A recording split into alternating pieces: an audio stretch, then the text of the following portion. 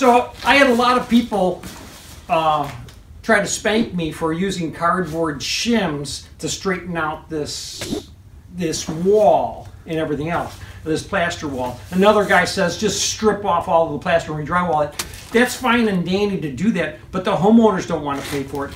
I don't want to pay for it. Builder didn't want to pay for it, so they asked me if I could just patch it up the best I could. They're going to live with it. But this is I get these product features: used to straighten rough framing, used to shim installation around windows and doors. So these are shims, guys.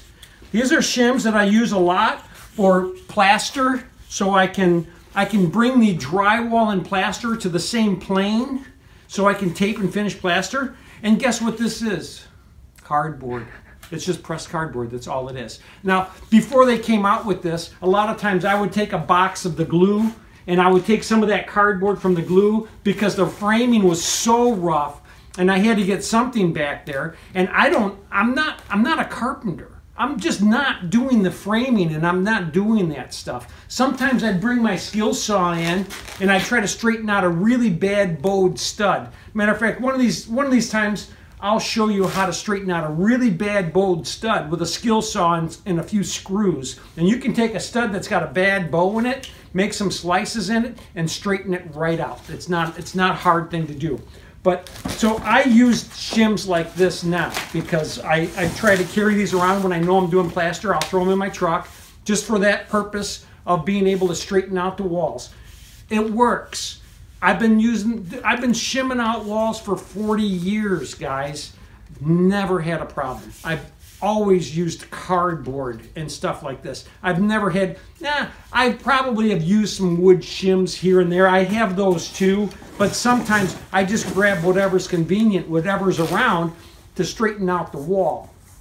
So these are great to have. This box comes in bundles. They have bundles of these in this box. I have a whole bunch of loose ones here because I've used them all.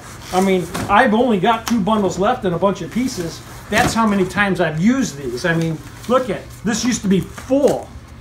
Just 1, 2, 3, 4, 5. I think I had 5 or 6 of these bundles in there. I've only got 2 left and a few. So you can tell I've used a lot of shims. They're great around tubs. You know the bathtubs that have the fiberglass enclosures? Somebody was saying, how do you get past that lip? This is how you get past that lip. You can shim it out up to this. You can shim out, I put 1 on the 1 2x4, 2 on the other 2x4, and then you have the lip of the tub, and then you can butt right tight to the tub, and you bring it there gradually all the way around. These work great for that. And then I use tearaway bead on the drywall around the fiberglass tub. They work great for that too. But yes, these work.